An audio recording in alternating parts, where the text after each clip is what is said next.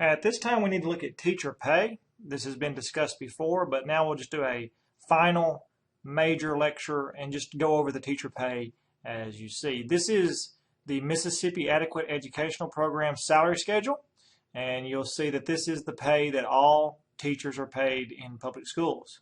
It is based on 5 columns. One is years experience, and you'll notice it goes from 0 to 35.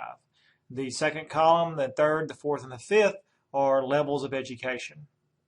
The single A pay is a bachelor's degree. The double A is a master's. Triple A is an educational specialist. And the 4A is a doctorate. You'll see the base pay is at, for example, 0 years, and a beginning teacher is $33,390. School districts can add what are known as supplements to the pay raises, and this would be, for example, Meridian Public School District or Starkville High School may add a $1,000 to $4,000 or $5,000 supplement depending on their tax base and how much money they have in local city taxes. You need to shop around and find out what the school districts have supplements. By law, I believe they have to have a supplement at least of $1, and some school districts actually have like a $1 supplement. But I have not seen many supplements, in excess of $4,000 or $5,000. So you see, most school districts are going to start around $33,390, but that's the base plus a supplement to that. You'll receive a pay raise for every year that you are experienced, and you'll also receive pay raises based on the level of education if you increase to a master's degree while you teach. You'll notice that at the 25th year, the pay continues all the way to the 35th year on the pay scale. On the bottom of the chart is the key for the levels of education, and also you'll see it says new base for is $33,390 for a single A, and incremental steps and the amount of increment and all that. And assistant teachers receive a $12,500 salary.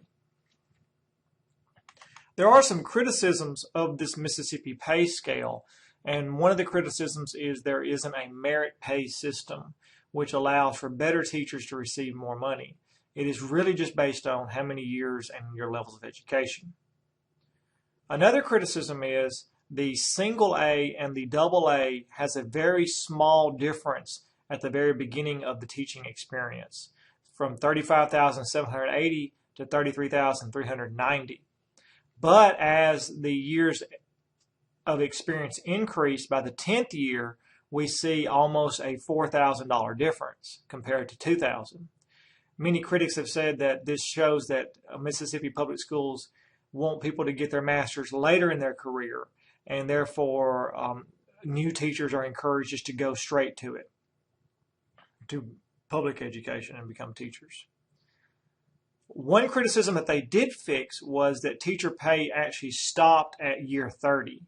It actually stopped at year 25, and then there was small increments to 30.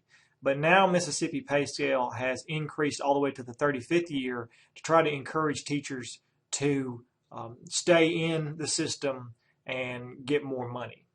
But this is the Mississippi pay scale. Other states have different pay, and this is what we are paid. Remember that there are supplements you can receive. You can also get a bus license and drive a bus. You can also receive a coaching endorsement. And if you're in some certified areas, such as physics or high needs area, you can also receive supplements as well. You really want to shop around and try to get a job that you'll enjoy, but also supplemental pay is also important. For example, if you're teaching at a school with a $1 supplement and someone else is teaching at a school with a $4,000 supplement, that's a major difference whenever you look at your paycheck at the end of the year. So supplemental pay is something that everyone wants to look at.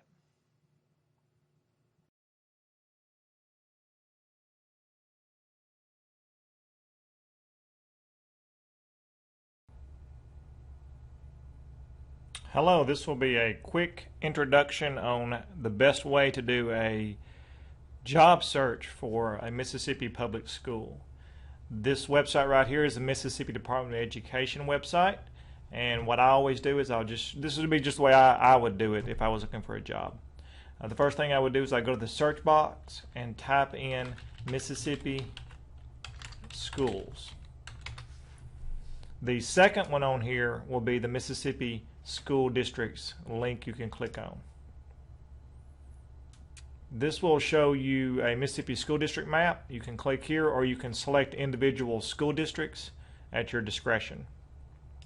I would click on the Mississippi school district map, and then I would pinpoint where I wanted to teach. So for example, if I wanted to teach in this area right here in Mississippi, then I would probably apply for jobs here and in a bullseye effort any county that was near it. That is what I generally do. So even if you don't want a job in that school district, I would apply for it anyway, just as a backup plan. And also, it's kind of good practice to apply for multiple jobs so that you can really put a big net out there. So what I would do then is, this is my dream county right here. I would click on this county, and then it's going to pull up an area of these counties in this area. So if my area that I wanted to teach at was the Newton County School District, I would click on the Newton County School District, and I'd probably apply for all of these jobs in this area right here. So once you click on the Newton County School District, it's going to give you a website, and it's also going to give you a telephone number. At this point, you'd want to call the school district's central office and ask them for a job application. And I would do that. That's step 2 after you find your website school's addresses, is I would call each one of these school districts and I would ask them for a application packet. They'll mail you a packet, or they'll tell you their packet's online. And if you go to their website, you can probably see there might be, it has an employment. So Union County School District actually has an application for a professional position right here. So as we're moving into the more technology-based age, we're seeing a lot of school districts putting their applications online. But you can call them, and you can just, most of them will say we have our application online, and I have found about 50% have them online and 50% have them, they mail them to you. Once the applications arrive at your house, go ahead and fill those out and mail those to each school district, and then what happens at that point is your application is now on file with the central office. I would then call the central office to confirm my application was received and on file. The next thing I would do after that would be to mail individual resumes to the principals after my application was on file. So I would click on these links like Jasper County School District that I know that my application is on file, and I would mail a letter to the principal saying, the first thing would say, my application is on file with the central office, and I just wanted to send you a copy of my resume if there's any job openings up. After a couple of months, after my application is on file with the central office and I've sent letters to the principals, I'd probably do a nice follow-up phone call, just touching base with the principal saying, I mailed you my application. And that works well for me because I've had principals tell me, yes, I remember getting your letter, I saw your resume, and I thought, wow, this is somebody that I'm going to put on file because they've got some areas of certification that I was interested in. The last thing you can do is you can go to, after you've done all that, you can go to the Mississippi Department of Education website, and you can type in, I think it's job vacancies, I believe, and I think it's in the Teacher Center. In the Teacher Center, they actually have teacher vacancies. So you can do a quick search on Mississippi Teacher Center, and this is going to give you some of the teacher vacancies. Many new teachers go here a lot, and some of these job postings are open and valid, but for the most part, some of these school districts will put these on these postings when they cannot find anyone at all. So by doing it, the first method in this video, you're going to be out there for when the school districts do look for someone. If you go here, you're kind of looking for jobs that the school districts can't find anyone, so they're just posting those on there at the last minute. So it's better to do my method and then go here after you're already on file. And if you find a school district, I mean, you can, all positions in one list, you can click on there. It's going to show you all the openings in all the areas. And if you say, hey, you know, I want to teach at this school district, it's outside my area, then the area that I've I'd focused on, then you can do that by sending an application and just contacting them. So that's the way I search for jobs, and I hope this video helps you, and have a good day. Thank you.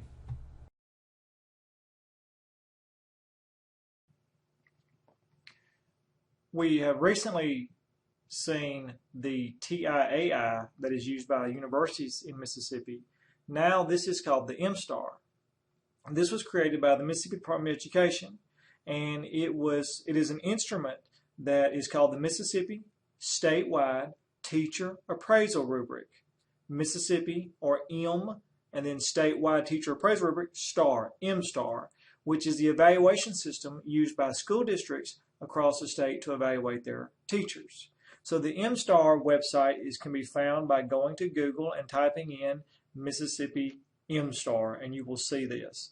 You'll see a summary score form, and you'll see all kinds of stuff here. They have resources, the evaluation system, they have a PowerPoint, timeline, pie charts, artifact submission, selection, but look at the summary score form. And it says Domain 1, Planning. Domain 2, Assessment. Domain 3, Instruction. Domain 4, Learning Environment. And Domain 5, Professional Responsibilities. The MSTAR looks very similar to the TIAI, which is eerily similar. And that makes me very happy because it looks like the MSTAR is kind of copying the TIAI, which all the universities already agreed upon.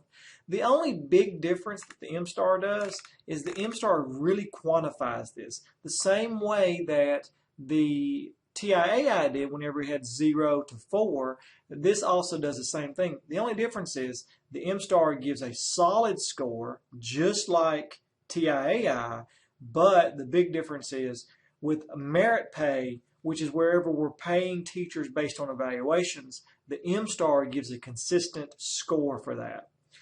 In Governor Bryant, his State of Union address, or State of Mississippi address, he actually pushed for a merit pay system, which they have tried in some local school districts. But the merit pay system is based on an evaluation system, which is MSTAR. So it looks just like the TIAI. So if you're a teacher in Mississippi and you went through the Mississippi State or any other university that used the TIAI system, then it's really going to be the same as the MSTAR. And you can see how the MSTAR looks just like. So now you know what MSTAR is when teachers talk about it. And you really shouldn't be nervous or upset when you go through the MSTAR because it's just like the TIAI.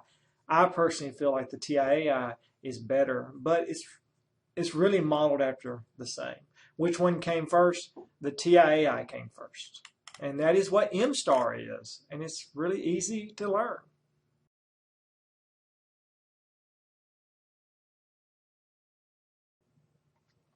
The Public Employees Retirement System of Mississippi is the final thing we will discuss in this two-part lecture. It is also known as PERS, P-E-R-S, PERS of Mississippi. We have seen a lot of systems here. We've begun our path as a teacher and looking at the TIAI as an intern. We looked at OCFBI, and then we moved towards the job search and being a teacher and being evaluated. And now we're looking at the actual end of the road, and that's the Mississippi Public Employees Retirement System, or PERS. The great news I have for you is PERS is the best retirement system I have ever seen. Yes, our pay might not be the best, but our retirement system is amazing. This is the PERS handbook. We don't have to dissect it too much, but let's look at the main points of PERS. And this is what you'll have to go through whenever you become a teacher. So I'm going to scroll down, and you can hear my mouse wheel going. And this is their large manual. So let's look at just the main key elements of this. Your account. How do you become a member in PERS? And the way to become a member in PERS is to become a public employee. Now, whenever you become a teacher in a public school, it's pretty much default that it is PERS. But you always want to ask them, are you PERS? And every one of them will say yes. Now, if you're going to a private school, they may not be on PERS. And that's going to be one of the negatives of a private school, is their retirement system may be a 401k. And they have active and inactive members. So let's continue looking down here. And this is one element right here, refunding your contributions. Once you become a PERS member and you're in the system and you decide to leave and go to another state, you will receive a letter asking you if you would like to cash out the years that you've been in PERS. You can do that if you wish, or you can let the years stay. It's your call. I know several people who have cashed out on their PERS. And then, of course, if you do cash out on your PERS, you can also come back and buy those years back if you choose to. Vesting. Now, vesting is a very key term for all of our teachers in PERS. Vesting means that you are now eligible for retirement. Now, there are several categories here, but let's look at what you will have to do to be vested as a new teacher coming into the Mississippi school system. If you are hired after July 1st, 2011, which all of you will be, you will have to work 8 years to be vested. That's what vested means. It means you're eligible for a refund if you decide to leave. Before you're vested means that you really are not entitled to any benefits. Another key element is the retirement. In order to retire as a vested member after the years of 2011, you will have to work 30 years or reach the age of 60. They have changed this recently, and it used to be 25 years or 60. But for all of our new employees, they'll be 30 years. Now, let's talk about how much you will qualify as an educator. And here is the math. Let me find the scroll down and I'll find it for you.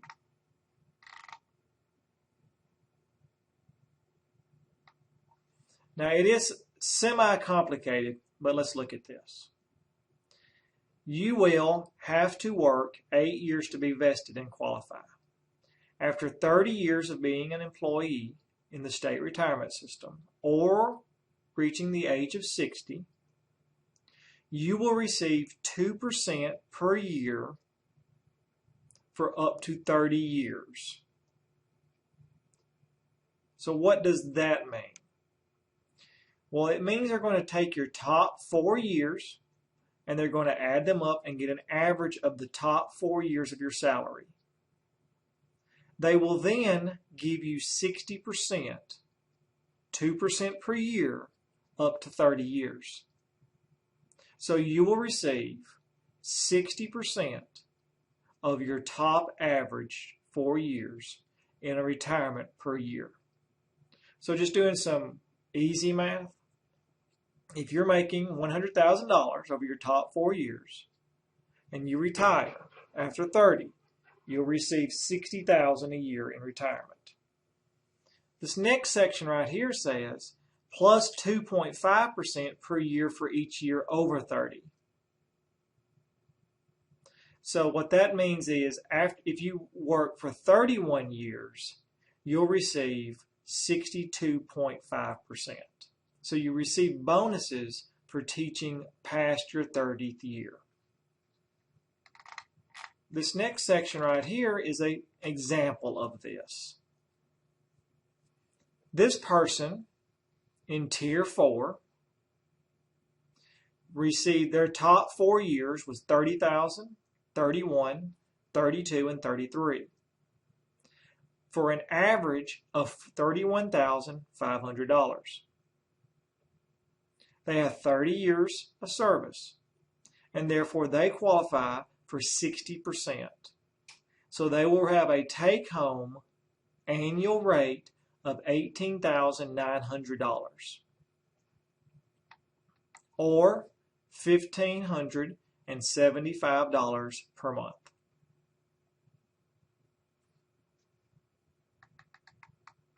This money that you bring in retirement is exempt from state taxes. One thing, also known as the 13th check, is called the cost of living adjustment, or the COLA check. Because we all have inflation and money becomes 3%, on average 3% worthless per year, the state of Mississippi has added what's known as the COLA check, which is a cost of living adjustment, or the 13th check. This is an example of a complicated math problem that is known as the COLA check. What the COLA check does, we're not going to break all the numbers down, but let's just make it simple for you. For every year you're retired, you receive 3% more in your cost of living adjustment check. And this number can grow.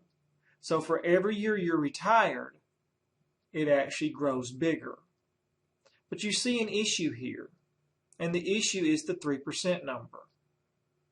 If you'll recall in our previous discussion of how many years someone can teach, for every year you teach past an education career, you receive 2.5% more money. But also in every year that you're retired, you receive a 3% COLA increase. So therefore, the Mississippi retirement system actually encourages you to retire so your COLA check grows. Our retirement system is wonderful, but it is also the negative of drawing educators into Mississippi. Our retirement system is so good that it encourages people to retire. Because if you retire, your COLA check can grow. If you don't retire and you have to work another year, you receive another 2.5%. So Mississippi's retirement system is so good that it encourages people to retire. Now, I do have to brag about one thing, and I feel kind of bad about it. I started teaching in 2000, so I am actually vested after 4, and I can retire at 25. So I feel good about that. However, even if working to 30 years, I would still work to 30 because the retirement system is very good. But also keep in mind that I can retire at 25 years, but I'll still only receive 50%. And if I work to 30 years, I can receive more of my check. Most teachers that I talk to and most friends I have who are approaching retirement will tell you that the magic number for them is usually 30.